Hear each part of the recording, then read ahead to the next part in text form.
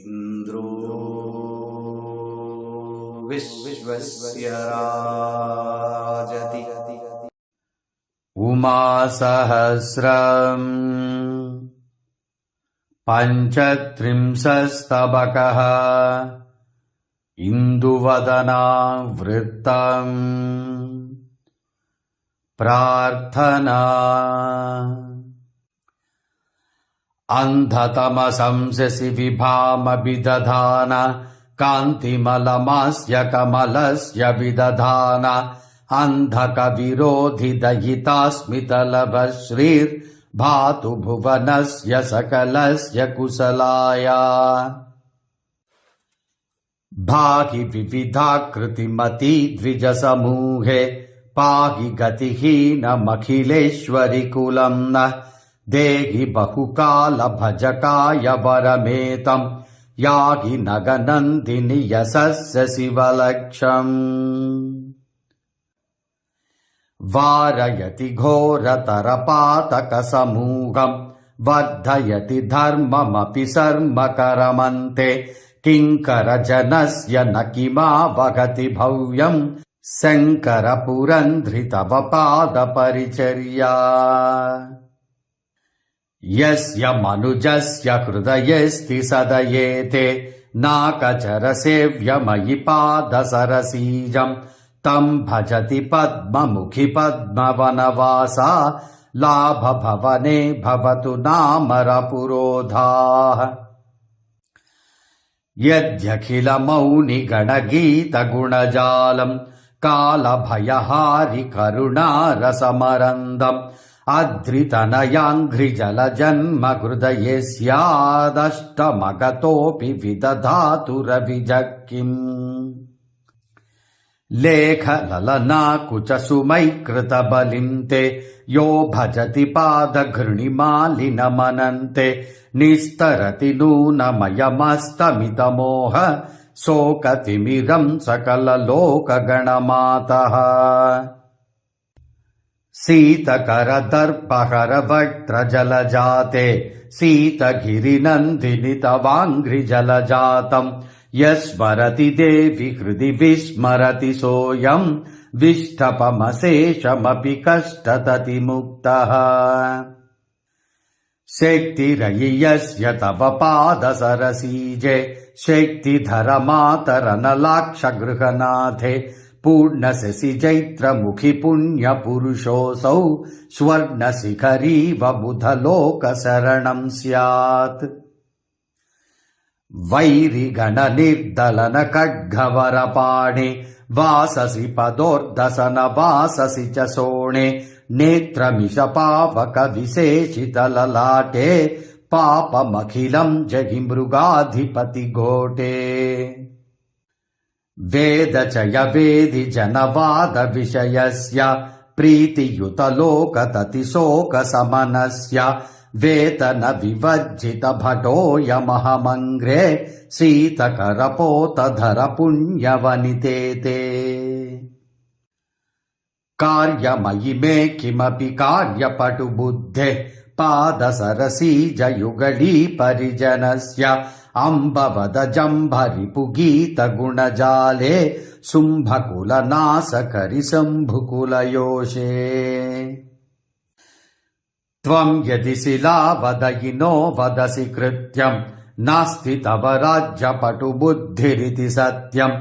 आदिश यदार्हकरणीयकृति नित्यम् राज्ञिभुवनस्य चरणाम्बुरुहभृत्यम्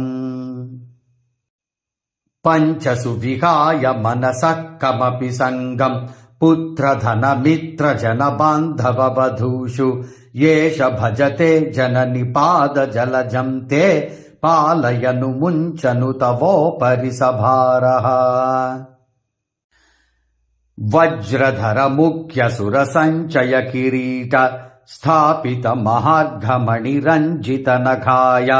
जीवितमदायि जगदीश्वरि मदीयम् पादजलजाय तव पालयनु मावा देहि जगदीश्वरि नवामदभिलाषम् पाहि करुणावति नवाकुलमिदम् नः शूलधरकामिनि सुरासुरनिषेव्यं पादकमलं तव परे न विजहामि पासि किल पादयुगकिङ्करसमूहं हंसि किल पापतति मापदि नुतात्वं दन्ति वदन प्रसुवदन्ति मतिमन्तो नानृतमिदं भवतु नाकि जनवर्ण्ये शक्रमुखदेवततिवन्दितविसृष्टे वक्रघनकेसि चरणे तव लुठन्तम् आपदि निमग्नमिममाश्रितमनाथं नन्दिहयसुन्दरि न पालयसि केन घोषमयमम्ब विदधाति पदलग्नो नावसि पुराणि किमु नारि बधिरासि वन्दिसुरबृन्दनुतिभाषितकृतं वा कर्णयुगलं तव कपालिकुलयोषे अम्ब भवबिम्बफलकल्परदचेले सम्बरसपत्नबलकारि बहुलीले प्रागमृतभानुमुकुटस्य मदयित्री तं कुरु ततः परमुरीकृतमदर्थम् निर्मलसुधाकरकलाकलितमस्थे धर्मरतपालिनि दयावति नमस्ते ये तमवदेवि चरणाम्बुरुहबन्धुं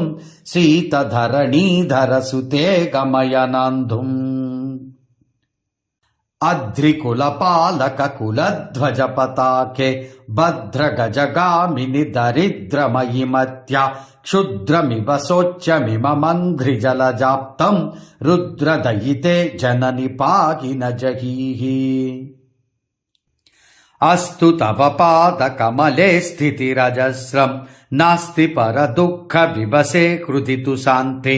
अस्तु करुणोऽयमयमस्तु मतिलोपः कष्टमिदमम्ब मम भूरि परिशिष्टम् दुःखसुखभेदरहिता न मतिरासीत् साधुखलभेदरहिता न मतिरासीत् भाग्यमतिमान्यमथवा मम तदेतन् मातरिह सङ्घभजने यदवकाशः अस्तु मम भेदमतिरस्तु मम पक्षो यत्नपरतास्तु मम मास्तु च विमोक्ष मोक्षमयि वेद्मि कुलकष्टतति मोक्षं प्रेषय सकृत्तव महेश्वरि कटाक्षम् साक्वरगणेन मुखरेत्र गणनाथे विष्णु यशसी स वधुजिष्णु मुखवन्द्ये अम्ब करुणां कुरु शिवङ्करि निरङ्क स्वच्छ किरणार्भक विभूषितललाटे इति पञ्चत्रिंशस्तबकः इन्द्रो विश्वस्य राजति